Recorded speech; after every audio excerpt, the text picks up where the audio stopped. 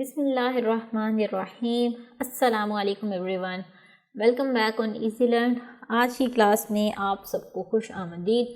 मैं उम्मीद करती हूँ कि आप सब ठीक ठाक होंगे, खैरियत से होंगे। और जो डायरेक्ट वेरिएशन का जो लास्ट टॉपिक था जो मैंने आपको करवाया था, आई होप सो कि आपको उसमें कोई भी कन्फ्यूजन नहीं होगी, कोई भी प्रॉब्लम नहीं होगी, क्योंकि मेरी तो यही कोशिश होती है कि मैं बेस्ट तरीके से आप लोगों को समझा सकूँ ताकि किसी एक स्टूडेंट को भी प्रॉब्लम ना रहे।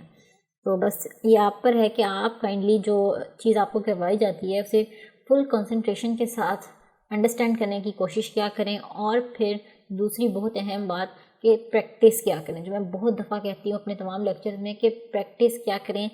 मैथ का नाम ही प्रैक्टिस है, ठीक है। जब तक आप प्रैक्टिस नहीं करेंगे आपको कोई भी चीज़ नहीं आ सकती। देखने से कभी भी कोई चीज़ नहीं आती, हमेशा हाथ से करने से चीज़ आती है। तो मैं उम्मीद करती हूँ कि जो एग्जांपल्स मैंने आपको लास्ट लेक्चर में करवाई थी वो आप सब ने हाथ से अपने प्रैक्टिस की होगी और वो क्लियर हो गई होंगी और अंडरस्टैंड भी हो गई होंगी। तो चलें जी, हम मूव करते हैं आज के क्लास के मेन टॉपिक की तरफ, जो कि है इन्वर्स वेरिएशन। जैसे कि मैंने बताया कि लास्ट क्लास में हमने किया था डायरेक्ट वेरिएशन, तो आज की क्लास में हम लोग करने वाले हैं इन्वर्स वेरिएशन। तो जैसे कि नेम से भी जाहिर हो जाता है कि डायरेक्ट जो है वो क्या रिलेशन शो करता है और इन्वर्स जो है वो क्या रिलेशन शो करता है। सो अब हम इन्वर्स वेरिएशन को देख लेते हैं कि if two quantities are related in such a way that one quantity increases and other decreases. क्या कह रहा है वो कि अगर दो क्वांटिटीज हैं हमारे पास, फॉर एग्जांपल लेट्स से एक x है और एक y है, तो इन्वर्स वेरिएशन में क्या होता है कि अगर हमारे पास एक क्वांटिटी इंक्रीज कर रही है तो इसी के अगेंस्ट जो दूसरी क्वांटिटी है वो डिक्रीज करेगी।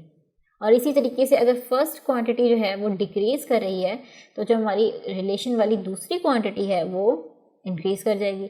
मतलब जो फर्स्ट क्वांटिटी का बिहेवियर है उसके ऑपोजिट बिहेवियर होगा हमेशा सेकंड क्वांटिटी में, ठीक है।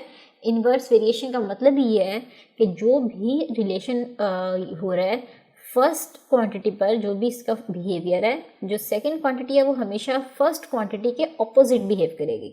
अगर फर्स्ट क्वांटिटी बढ़ रही है तो सेकंड क्वांटिटी क्या हो जाएगी, डिक्रीज हो जाएगी। इसी तरीके से अगर फर्स्ट क्वांटिटी डिक्रीज हो रही है तो सेकंड क्वांटिटी वो क्या होगी, इंक्रीज हो जाएगी। जैसे कि मैंने आपको बताया हमेशा ये ऑपोजिटली चलेंगे, एक ऊपर जा रही है तो दूसरी नीचे आएगी, अगर दूसरी ऊपर जा रही है तो पहली नीचे आ जाएगी, ठीक है।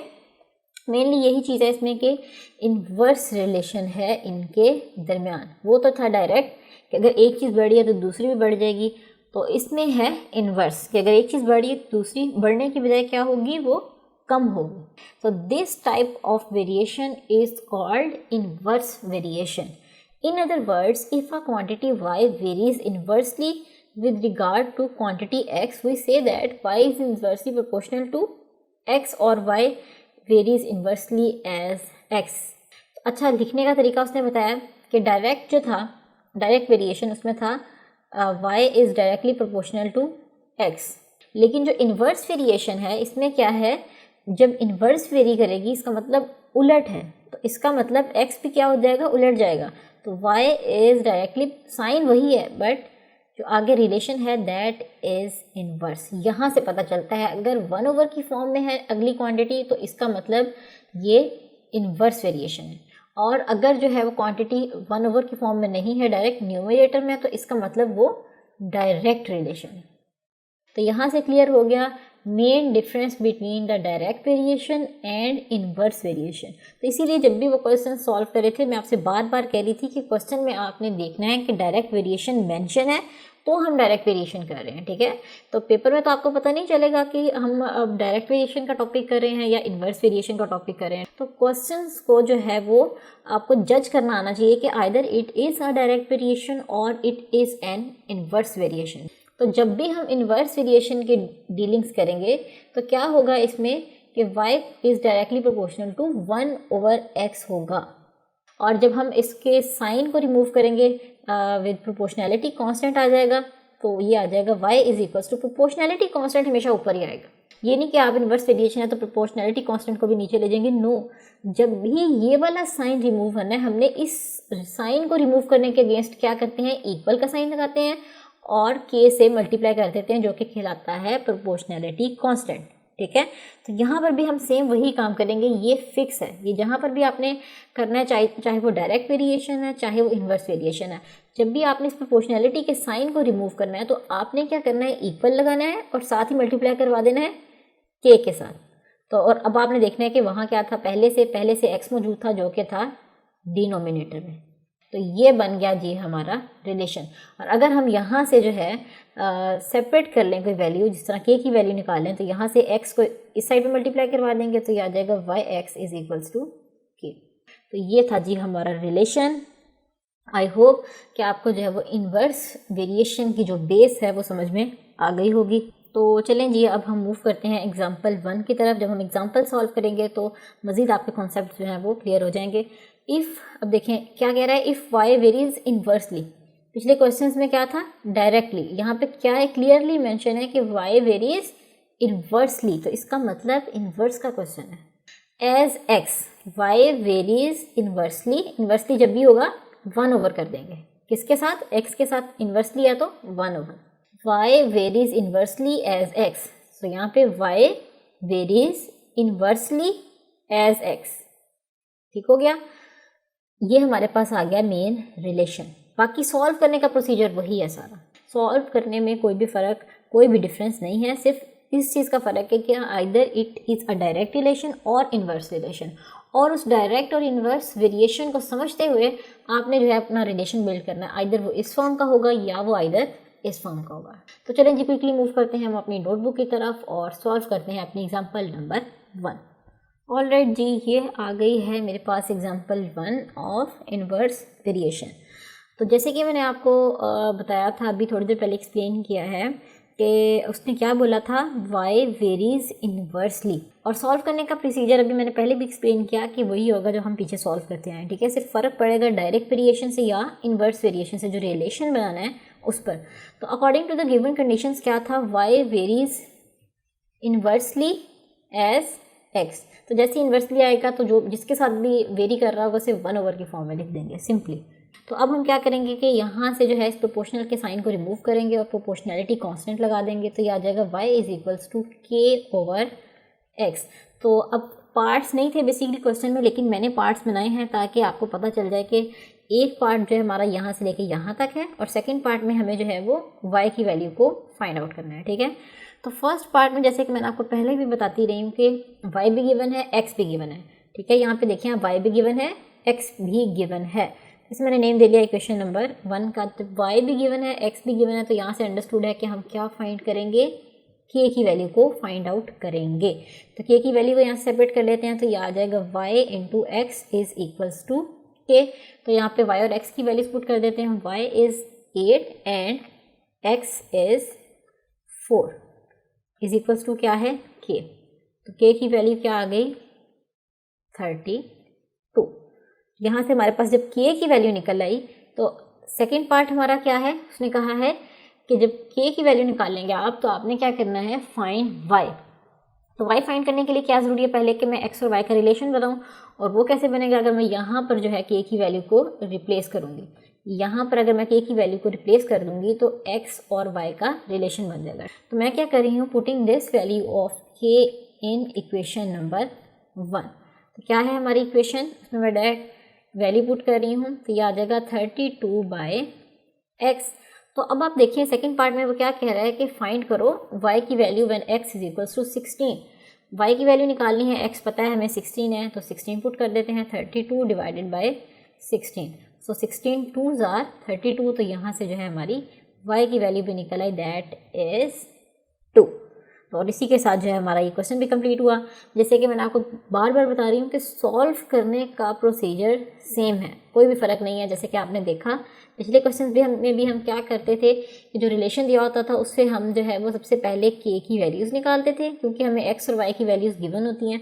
तो जब k की वैल्यू निकल आई तो हमने x और y की रिलेशन के फॉर्म में बनाना, यानी कि जो इक्वेशन 1 है वहाँ पर k की वैल्यू पुट करेंगे और वहाँ से उसके बाद जो उसने फाइंड करने को कहा होगा वो फाइंड कर लेंगे, ठीक हो गया।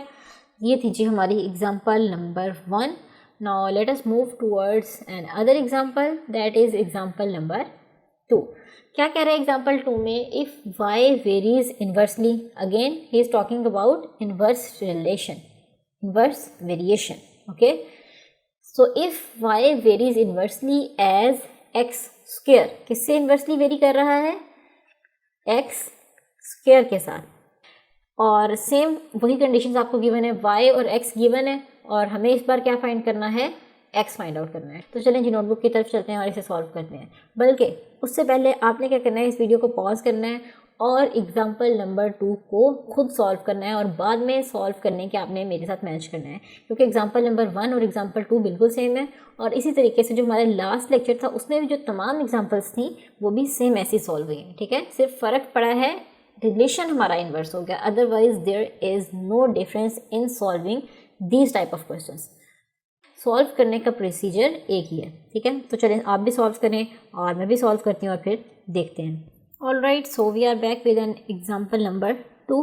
तो जैसे कि आपने देखा कि जो हमें गिवन कंडीशंस बताई गई थी उनके मुताबिक हमारा रिलेशन क्या बन रहा था, y वेरीज इन्वर्सली किसके साथ, x स्क्वायर के साथ। तो यहाँ से हमारा रिलेशन बन गया y is inversely proportional to x square. तो यहाँ से प्रोपोर्शनैलिटी साइन हम ख़त्म कर लेते हैं, तो ये आ जाएगा y is equals to k over x square. तो हमने जो है अपनी इस इक्वेशन को नेम दे दिया इक्वेशन नंबर 1 का। तो अब y गिवन है, फर्स्ट पार्ट में देखें आप, y भी गिवन है, x भी गिवन है, तो हम क्या कर लेंगे, यहाँ से x की वैल्यू को k की वैल्यू को फाइंड कर लेंगे।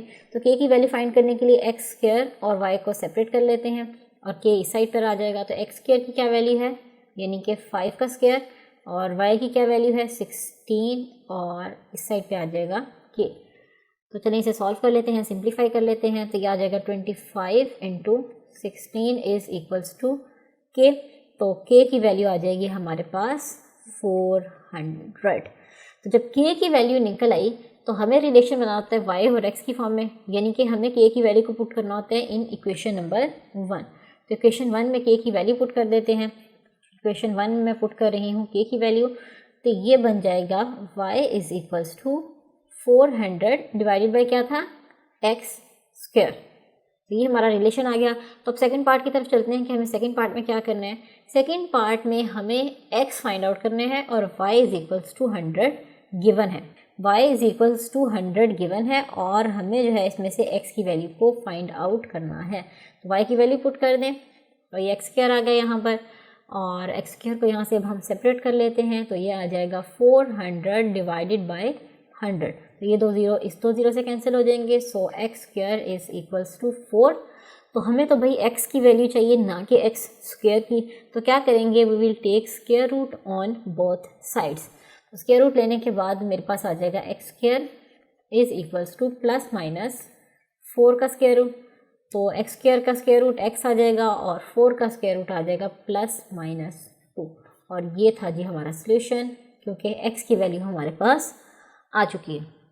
तो आपने देखा कितना इजीली हमने सॉल्व कर लिया है, और सेम प्रोसीजर है सॉल्व करने का जो कि मैंने आपसे बोला था कि लास्ट लेक्चर में भी, कि जो हमने एग्जांपल सॉल्व की हैं बिल्कुल उसी तरीके से ये वाले क्वेश्चंस भी सॉल्व होंगे। सिर्फ फ़र्क पड़ेगा ये रिलेशन, मेन ये जो रिलेशन बनाना होता है सिर्फ इसमें फ़र्क पड़ेगा, अदरवाइज पूरे क्वेश्चन के सॉल्व करने के प्रोसीजर में कहीं पे भी डिफरेंस नहीं आएगा।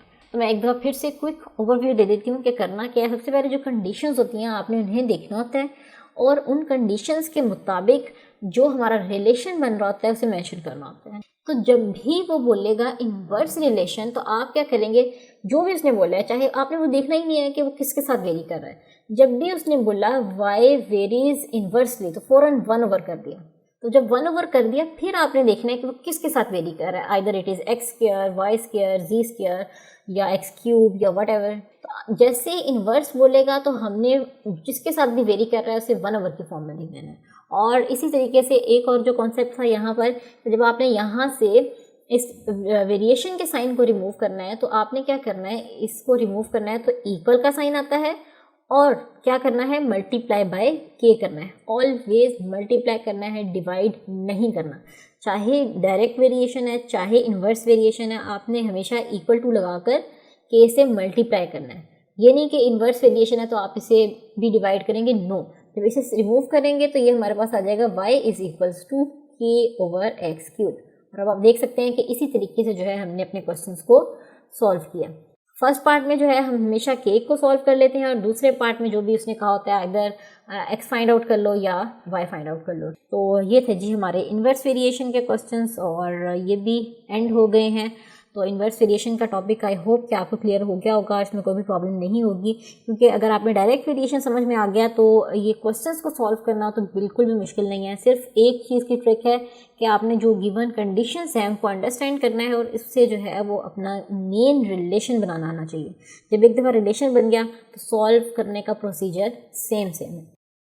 तो ये था जी हमारा आज का लेक्चर।